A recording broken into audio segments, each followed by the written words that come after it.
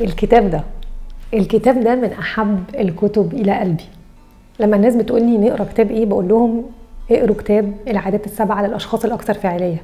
بس خدوا بالكم لو عندكم عيله اقروا الكتاب ده، هو العادات السبعه للعائلات الاكثر فاعليه. في العلاقات مهم جدا جدا ان احنا مش بس نقرا عشان ننمي العلاقات، ولا ان احنا يكون عندنا علاقات ونمشي بيها كده نطبش. مهم جدا ان احنا نتعلم ونطبق اللي بنتعلمه عشان نغذي ونروي علاقاتنا وتبقى علاقات صحية وعلاقات دافية وعلاقات فعلا تساعدنا ان احنا نعيش حياة سعيدة. من كتاب العادات السبعة للعائلات الأكثر فاعلية اتعلمت حاجات كتير جدا جدا وحطيتها في التطبيق. هشارك 3 حاجات فرقوا معايا جدا وبتمنى ان هم يفرقوا مع الناس اللي متابعه السلسله دي. اول اكشن طبقتها من كتاب العائلات الاكثر فاعليه كانت اكشن بيتكلم عليها ستيفن كوفي، بيسميها شاربن ذا سو. يعني ايه شاربن ذا سو؟ يعني كأن كده الحطاب، وهو ادى مثال كده بقصه ان كأن في حطاب خارج كده بيشتغل وماسك الفاس بتاعه قاعد يقطع في الشجر، وبعدين فضل يشتغل من غير ما ياخد راحه، والنتيجه ان دراعه وجعه وان حتى المنشار بتاعه ما بقاش حامي. فكان بيتكلم ان احنا بنحتاج ان احنا كل اسبوع ناخد راحه نريح فيها دراعنا ونريح كمان فيها المنشار. في الكتاب ستيفن كوفي قال على حاجه مهمه جدا، قال لما نيجي ناخد الراحه دي خلينا ناخدها مع عائلتنا. يعني ايه؟ يعني الام والاب والاولاد، او لو هي سنجل مام لو هي ام لوحديها مع الاولاد، او الاب مع الولاد. المهم ان احنا كاسره نقعد مع بعض، وفي الوقت دوت نعمل حاجه كانها فيها مرح او فيها لعب او فيها حاجه ان احنا بنتواصل فيها، ما فيهاش خالص ذاكرت او مثلا رحت المدرسه او درجاتك عامله ازاي او مش لابس الشبشب ولا تمارينك اخبارها ايه. ما فيهاش كده، فيها بس ان احنا كاننا بندفي بعض كعيله بالحب والود واللعب. الحركه دي او الاكشن دي لما طبقتها من الكتاب فرقت جدا جدا في ترابطنا كعيله، وفرقت جدا بعد كده في الحب اللي بينا والاحترام اللي بينا والتفاهم اللي بينا. يلا نطبق الاكشن دي من كتاب العادات السبعه للعائلات الاكثر فاعليه. تاني اكشن طبقتها من كتاب العادات السبعه للعائلات الاكثر فاعليه حاجه اسمها الديبوزيتس في البنك اكاونت. يعني ايه؟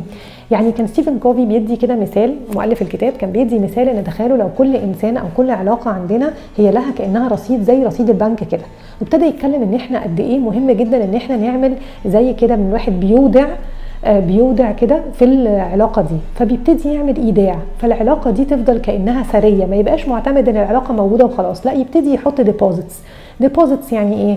يعني مثلا خلال الاسابيع اللي فاتت كنت بعمل عمليه زراعه اسنان، ابتدت بنتي تتكلم في تليفون وتسالني مثلا مامي وصلتي للدكتور ولا لسه؟ وبعدين وانا راجعه في السكه الاقيها بعتلي رساله خلصتي؟ اخبار سنانك ايه؟ كانت الجلسه النهارده عامله ازاي؟ اللي هي بتعمله ده اسمه اهتمام، واسمه كمان بلغه ستيفن كوفي ان هي بتحط ديبوزيتس في البنك اكاونت. ديبوزيتس دي بقى حاجات مختلفه. الايداعات دي ان انا بسال على حد لما بيكون عيان بجيب له هديه في عيد ميلاده، ممكن مثلا بقف جنبه لما بيكون في حاجه مرض، مثلا بشاركه في حاجه كانها مفرحه ليا. المهم ان احنا نحط ديبوزيتس. فخلينا نسال كده علاقاتنا اخبارها ايه، وايه اهم العلاقات بالنسبه لنا اللي موجوده في حياتنا، ونبتدي نحط فيها ديبوزيتس، ايداعات صغيره بس بتفرق على المدى الطويل. ثالث اكشن طبقتها من كتاب العادات السبعه للعائلات الاكثر فاعليه بقى لها قصه مضحكه جدا شاركها ستيفن كوفي وفرقت معايا جدا.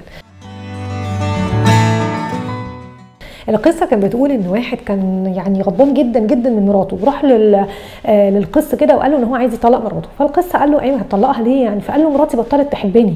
فالقس طلب ان هو يشوف الزوجه، يعني قال لها تعالي جوزك بيقول ان انت بطلتي تحبيه. فقالت له ازاي؟ ده انا بحبه جدا. قال لها ما هو بيقول ان انت ما بتحبيهوش. قالت له ازاي؟ ده انا بغير له الملايات مرتين في الاسبوع وبحرص ان هي تبقى نظيفه جدا وريحتها تحفه يعني ومكويه وكله. فالزوج استغرب قوي وقال لها ملايات ايه؟ انا ما يهمنيش خالص الملايات.